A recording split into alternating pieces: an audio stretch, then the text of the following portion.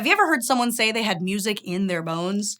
Well, if you were living in the USSR post-World War II and that person was a fan of, say, jazz, that person could have said they had music written on their bones. Or at least written onto x-rays of a complete stranger's bones, cut into a disc and carved to resemble a very floppy record. This was bone music. And while it might not be the next vintage tech audiophiles are racing to listen to, the story behind it is pretty darn cool.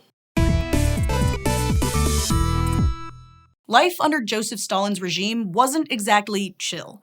Before, during, and after World War II, the Soviet government leaned heavily on censorship of all sorts and banned ever more kinds of music. But human beings love music. It's a huge part of who we are. So Soviet citizens were not willing to give it up, even under the threat of imprisonment. In those days, the music recording technology du jour was aptly named record, which, if you think about it for more than a moment, is kind of an amazing scientific achievement. Humans have been living on Earth for hundreds of thousands of years, making every kind of noise from annoyed groans to orchestral symphonies.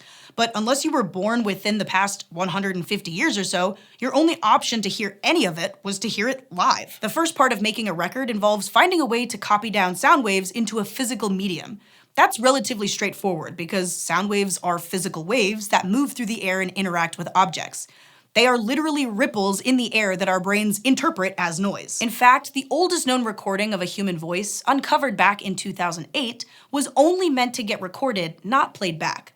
The sound waves were copied on soot-covered paper using a piece of technology called a phonautograph, invented by Edouard Léon Scott de Martinville in 1857. It's a man singing Au clair de la lune, recorded in 1860. That's 17 years before Thomas Edison created the phonograph and recorded Mary Had a Little Lamb. Both recording devices featured a diaphragm, a thin flexible membrane like a human eardrum that would wiggle back and forth as sound waves smacked into it. Attached to that diaphragm was a long, thin stylus of sorts that would actually do the recording. In Edison's case, it was a needle scratching up and leaving grooves in a roll of tinfoil. Unlike de Martinville's phonautograph, the phonograph was also capable of playing a recording back to you.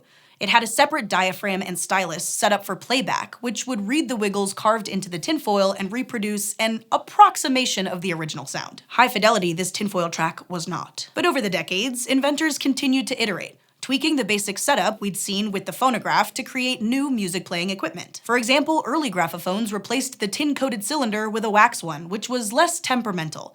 They also eventually swapped cylinders for flat discs. If nothing else, this allowed records to be mass-produced because you could just press a bunch of copies based on one original master recording. But it also allowed for perks like, hey, we can record on both sides of this thing. By the time we got to the record player, we'd finally thrown speakers into the mix instead of a simple, if fancy-looking, horn to amplify the sounds being wiggled out. And then, in World War II, record technology took maybe the most important leap forward. It stopped relying on bugs. But before I can clarify, we've got to take an ad break.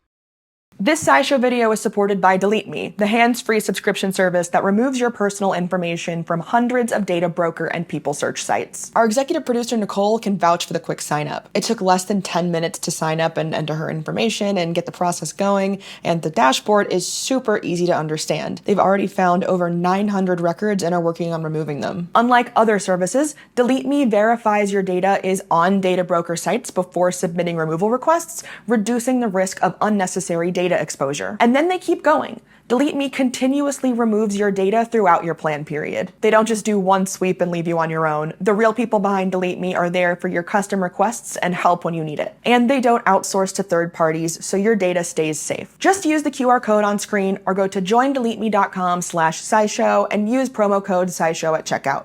You'll get 20% off Delete Me US consumer plans. Originally, records were made of a material called shellac, a substance made from the secretions of lac bugs. But when another world war broke out, shellac was set aside for military use. Music makers had to find something else to make their records out of, and eventually they settled on plastic, which was both more durable than shellac and better at preserving the sound quality. It was also way more common than shellac, which meant it was easier for regular people to make their own records. And even though it was pretty illegal in the Soviet Union in the 40s and 50s, there were a few people who were absolutely taking advantage of this and making bootleg records. This includes a Polish man named Stanislaw Filo, whose life of crime was aided by a recording lathe he'd smuggled into the USSR from Germany. A recording lathe is basically a reverse record player. You put a blank disc on a spinning plate, and an arm with a small needle on the end creates grooves in the disc as you play sound through the lathe. Officially, Philo used the machine so people could make souvenir recordings of their own voices. But he also collected a good number of customers by reproducing music for them under cover of night. One of those music-loving customers was Ruslan Bogoslavsky, and Philo's lathe sparked within him a plan for illegal shenanigans of his own. Over many days of hanging around Philo's shop, Bogoslavsky measured the lathe and learned how it worked, and he teamed up with fellow music lover Boris Tygin to build their own recording machine. After that, the two men just needed records to etch. Obviously, they couldn't buy blank records without getting busted, so they needed a steady supply of substitute material, some kind of thin, carvable plastic that they could take without making anyone suspicious. And weirdly, the same regime that banned music gave them a hand. Right around the time they were doing all their music censoring, the Soviet government also passed a law requiring hospitals to dispose of all X-rays after 1 year, on account of them being a serious fire hazard. See, back in the day, X-ray film was made of a plastic called celluloid, which was made with the compound nitrocellulose. And nitrocellulose is horrifically flammable. It burns hot and fast, and you basically cannot put this stuff out. It will even burn underwater. So Bogoslavsky and Tygin started collecting all this used X-ray film from hospitals, cutting out a bunch of single song-sized circles, sometimes burning the hole in the middle out with a cigarette, and using their makeshift lathe to carve illegal music into them. Wait, did I just read that they were burning holes into nitrocellulose? Where is OSHA when you need them? Compared to the plastic that actual records were made of, bone music records were definitely thinner. A standard record is about 1.5 millimeters thick. Celluloid film was around 1/4 of a millimeter thick. That thinness made them really easy to smuggle. Dealers could carry 50 or so at a time up their sleeves or in their coat. Unfortunately, it also meant each record could only play a few times before suffering too much damage. And because you couldn't carve the sound waves too deeply into the film, the sound quality was terrible. But it was music, and sometimes that's enough. It's such an inspiring story that decades later, at least one company has tried to replicate these records, carving music into X-rays of their own, presumably the not super flammable kind. But unlike the people who are super into vinyl, you probably won't find anyone arguing that they sound better than Spotify.